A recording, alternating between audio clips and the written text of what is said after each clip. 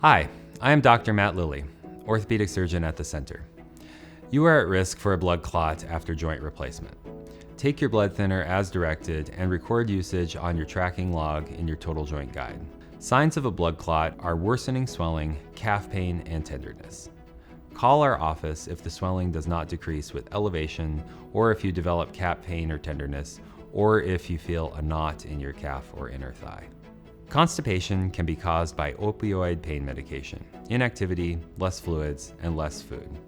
You should start to pass gas within a day or two of surgery. If you are not passing gas, or you start to feel very bloated and are belching a lot or throwing up, you should contact our office. It takes a few days after you stop pain medications, opioids, for your bowel function to return to normal. Do not stop pain medication. This can cause your pain to get out of control. In the joint guide, there is a recommended treatment starting on the day you get home from surgery. In addition, moving during the day, increasing fluids, and maintaining a diet rich in fiber helps alleviate constipation.